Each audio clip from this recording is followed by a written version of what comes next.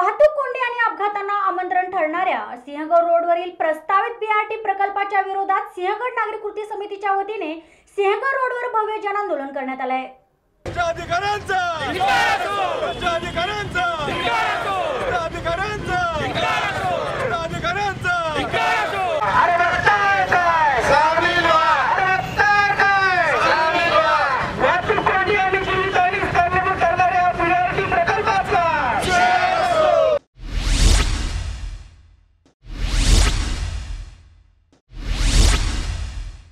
पुणे शहराचं महत्त्वाचं उपनगर म्हणून सिंहगड रोड परिसराला ओळखलं जातं।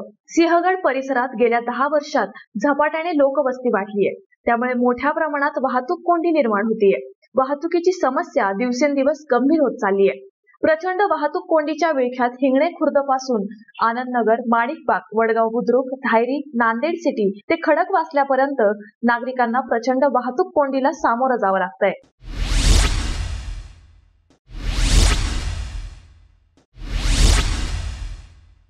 वाहतुकीची कोंडीची अशी भीषण वास्तविकता असताना प्रशासनाने या रस्त्यावर वाहतूक कोंडीस आमंत्रण देणारा बीआरटी प्रकल्प उभारण्याचा निर्णय घेतलाय। या बीआरटीच्या विरोधात सिंहगड नागरी कृती समितीच्या वतीने जन आंदोलन करण्यात आलंय।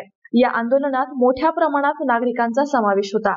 या जन आंदोलनाचे आंदोलनकर्ते हरिदास चरवड यांच्याशी संवाद साधलाय आमच्या प्रतिनिधी शनाया हिने।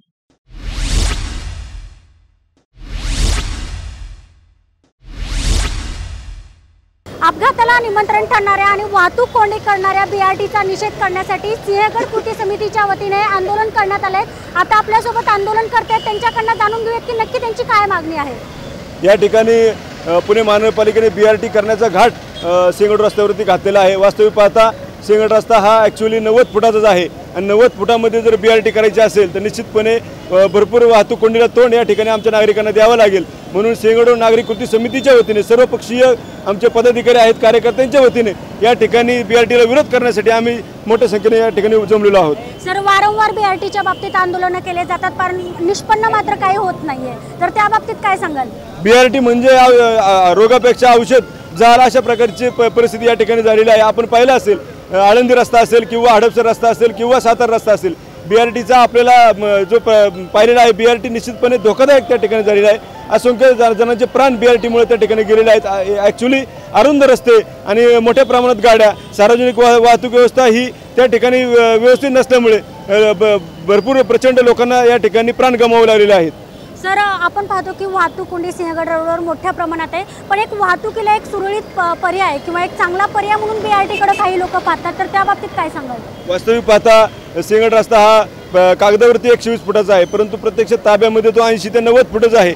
या ठिकाणी सर्वोच्च न्यायालयाने निर्णय दिला, सिंहगड रस्त्याला पर्याय रस्ता जो नदीपात्रात होता तो त्या ठिकाणी कॅन्सल करण्यात आला आणि कॅनलवरनं जो रस्ता आहे पर्यायी तो सुद्धा या ठिकाणी चालू केलेला नाही आहे। त्या ठिकाणी काम सुद्धा चालू केलेलं नाही आहे। 80 फुटामध्ये बीआरटी रस्ता म्हणजे लोकांच्या प्राण घालवण्यासाठी आपण प्रयत्न करत आहोत का, अशा प्रकारची परिस्थिती आपल्याला त्या ठिकाणी दिसून येते। पण सर, काही लोकांचा मात्र विरोध नाहीये बीआरटीला, की काही लोकांना वाटतं की वाहतूक अतिशय सुरळीतपणे बीआरटीमुळे होईल, तर त्या बाबतीत तुम्हाला काय सांगायचं? निश्चितपणे बीआरटीला आमचा विरोध नाहीच आहे, परंतु 120 फुटाचा रस्ता करणं गरजेचं आहे, पर्यायी रस्ता करणं गरजेचं आहे। त्या ठिकाणी जागोजागी चौकामध्ये फ्लायओव्हर ब्रिज करणं गरजेचं आहे, त्यानंतर बीआरटी करावी अशी आमची मागणी या ठिकाणी आहे। परंतु 80-90 फुटामध्ये बीआरटी जर केली तर निश्चितपणे वाहतुकीची प्रचंड कोंडी या ठिकाणी होणार आहे। सर, आपण पाहतो की मागच्या वेळेस पण आमदार असतील, खासदार असतील, त्यांनी वारंवार अशी आश्वासनं सुद्धा दिलेली आहेत की हा रस्त्याचं रुंदीकरण केलं जाईल किंवा उड्डाणपुलाचं सुद्धा काम केलं जाईल, मात्र कुठल्याच प्रकारची फक्त आश्वासनांची खैरात दिली जाते असं तुम्हाला वाटतं का? निश्चितपणे या ठिकाणी लोकप्रतिनिधी जे आहेत आपल्या सिंहगड रोडवरती लोकांच्या अडचणीवरती लक्ष देत नाहीत।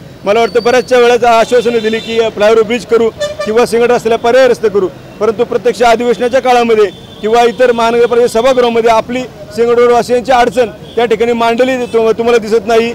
मला वाटतं 2 महिन्यापूर्वी माहितीच्या अधिकारामध्ये कार्यकर्त्यांनी काढलं होतं की नगरपालिकेचे नगरसेवक जे आहेत ते सभागृहामध्ये किती टक्के उपस्थित आहेत। सिंहगडवरचे नगरसेवक जे आहेत निश्चितपणे कमी प्रमाणामध्ये सभागृहामध्ये उपस्थित राहिले, आमचे प्रश्न त्या ठिकाणी मांडू शकले नाही, याचा मनापासून त्या ठिकाणी खेद आमच्या सिंहगडवासियांना वाटतो। सर, तुम्ही 3 ते 4 वेळेस निवेदन सुद्धा देण्यात आलेलं आहे तुमच्याकडनं अधिकाऱ्यांना, महापालिकेच्या अधिकाऱ्यांना तुम्ही 4 वेळेस निवेदन दिलेलं आहे, मात्र अद्यापर्यंत कुठल्याच प्रकारची कारवाई सुद्धा केली गेली नाही। तर त्या बाबतीत आता आंदोलनाची तुमची पुढची दिशा काय असणार आहे? कारण यावर कुठल्याच प्रकारचा मार्ग मात्र आतापर्यंत निघालेला नाहीये निवेदन देऊन सुद्धा. निश्चितपणे पुणे महानगरपालिकेचं प्रशासन जे आहे ते पैशाच्या मागे लागलेलं आहे. कॉन्ट्रॅक्टरला सपोर्ट करण्याचा त्यांचा मानस आहे. त्यांची भूमिका आपल्याला स्पष्टपणे जाणवते. जाहीरपणे त्यांचा निषेध करून आम्ही रास्ता रोको सुद्धा पुढच्या काळामध्ये करणार आहोत.